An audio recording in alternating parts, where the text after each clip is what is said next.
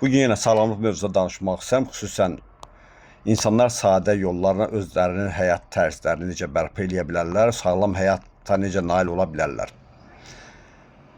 Qan dövranını, qanın bərpası necə mümkündür? Həkimsiz, apteksiz, dərman davasız. Bəli, çoxlu insanlar hamı sadə, adə qaydalarla, hamının bildiyi həkim vasitəsilə, yəni aptek vasitəsilə özünü müalicə etməyə çalışır. Ancaq Tanrı bizi yaradanda bizdə, ətrafımızda da, bizim üçün də hər bir şərait yaradıb insan sağlamlığı üçün.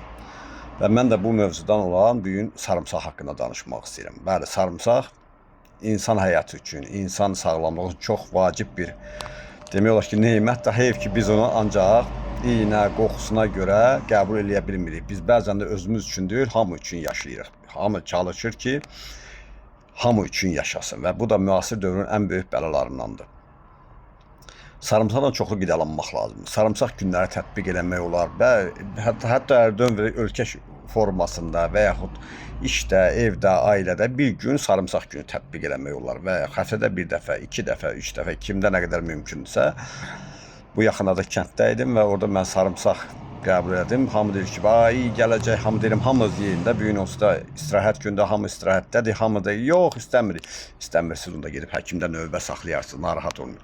Yəni bir tətbiq eləmək olar, bunu bir gün tətbiq eləmək ki, sarımsaq günü. Hamı həmin günü, həmin həftəni sarımsaqla qidalansın və bütün yeməklərində sarımsaq istifadə eləsin.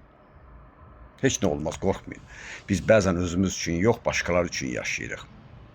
İnsan orqanizmi təkcə apteklərlə, dərmanlarla qidalanmır, marketlərlə. Hətta bax, xoşumuz gəlməyən, iyi, bəzən də acı, tamı olan bax, sarımsaq kimi nemətlərdən də istifadə etmək lazım ki, xəstəxanalarda növbə saxlamayasınız.